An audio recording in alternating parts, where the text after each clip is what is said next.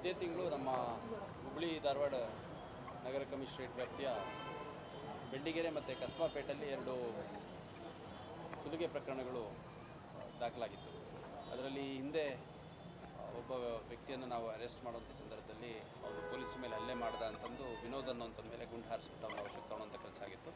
ಮುಂದುವರೆದು ಆ ಕೇಸಲ್ಲಿ ಇನ್ನೂ 7 ಜನರನ್ನು 2 ಪ್ರಕರಣಗಳು ಇನ್ನೂ 7 ಜನರನ್ನು ನಾವು ಅರೆಸ್ಟ್ ಮಾಡ್ಕೊಂಡಿದ್ದೀವಿ. ಇವರೆಲ್ಲ ಹುಬ್ಬಳ್ಳಿ ನಗರದ ಹೊರವಲಯದಲ್ಲಿರುವಂತಹ ಬೇರೆ ಬೇರೆ ಏರಿಯಾಕ್ಕೆ ಬಿಲಾಗ್ ಬರುವಂಥವ್ರು. ಭೀಮರಾಯಿ, ದೀಪಕ್ಕು, ಶಶಿಕುಮಾರ್, ಶ್ರೀನಿವಾಸ, ರವಿ, ನಾಗರಾಜ್ ಮತ್ತು ಪೀಟರ್ ಅಂತ ಇವರೆಲ್ಲರ ಮೇಲೂ ಈ ಹಿಂದೆ ಕೂಡ ಭಾಳಷ್ಟು ಪ್ರಕರಣಗಳಿದೆ.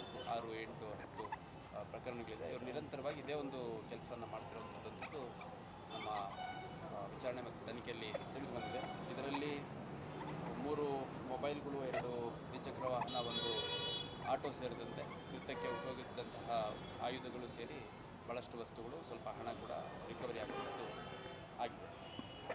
ಸೊ ಈ ಹಿಂದೆ ನಾನು ಹೇಳಿದ್ದೆ, ವಿನೋದ್ ಅನ್ನೋಂಥವನ್ನ ಪೊಲೀಸರ ಮೇಲೆ ಹಲ್ಲೆ ಮಾಡಿದಂಥ ಸಂದರ್ಭದಲ್ಲಿ ಅವನ್ನ ಗುಂಡು ಹಾರಿಸ್ಬಿಟ್ಟು ನಮ್ಮವ್ರ ವಶಕ್ಕೆ ತಗೊಂಡಂಥ ಸಂದರ್ಭದಲ್ಲಿ ಒಂದು 4-5 ಗ್ಯಾಂಗ್ಗಳು ಇದೇ ರೀತಿ ಚಟುವಟಿಕೆ ಮಾಡ್ಕೊಂಡಿದ್ದಾವೆ ಅನ್ನೋಂಥದ್ದು.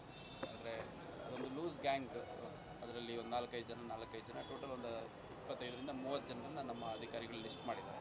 ಅವರು ಹುಬ್ಬಳ್ಳಿ ಸೇರಿದಂತೆ ಬೇರೆ ಬೇರೆ ಜಿಲ್ಲಾ ಕೇಂದ್ರಗಳು ಮತ್ತು ಇವನ್ ಹೊರ ರಾಜ್ಯಗಳಲ್ಲೂ ಹೋಗ್ಬಿಟ್ಟು ಅಲ್ಲಿ ಲೇಟ್ ನೈಟಲ್ಲಿ ಅಥವಾ ಅರ್ಲಿ ಮಾರ್ನಿಂಗಲ್ಲಿ ಮೊಬೈಲ್ ಕಿತ್ಕೊಳ್ಳುವಂಥದ್ದು, ಆಮೇಲೆ ಗಾಡಿ ಕಿತ್ಕೊಳ್ಳುವಂಥದ್ದು, ಹಣ ಕಿತ್ಕೊಳ್ಳುವಂಥದ್ದು, ಈ ಥರ ಕೃತ್ಯಗಳು ಮಾಡ್ತಿರೋಂಥದ್ದು ತಿಳಿದು ಬಂದಿದೆ. ಈಗ ಒಟ್ಟಾರೆಯಾಗಿ ಸುಮಾರು 8ರಿಂದ 10 ಜನರನ್ನ ಈಗಾಗಲೇ ನಮ್ಮವರು ಅರೆಸ್ಟ್ ಮಾಡಿದ್ದಾರೆ. ಮುಂದುವರೆದು ಇನ್ನೂ ನಮ್ಮ ಪಟ್ಟಿಯಲ್ಲಿ ಒಂದು 18ರಿಂದ 20 ಜನ ಇದೇ ರೀತಿ ಕೃತ್ಯಗಳಲ್ಲಿ ತೊಡಗಿಸ್ಕೊಂಡಿರುವಂಥವ್ರು ಇದ್ದಾರೆ. ಅವ್ರನ್ನ ವಶಕ್ಕೆ ತೊಗೊಂಡು ಅವರೇನಾದರೂ ಕೃತ್ಯಗಳು ಮಾಡಿದ್ದಾರೆ ಅಂತಂದರೆ ಪ್ರಕರಣ ದಾಖಲಾಗಿದ್ದರೆ ಆ ಪ್ರಕರಣಗಳಲ್ಲಿ ಅಥವಾ ಅವ್ರ ಹತ್ರ ಏನಾದರೂ ರಿಕವರಿ ಆದರೆ ನಂತರ ಮುಂದುವರೆದು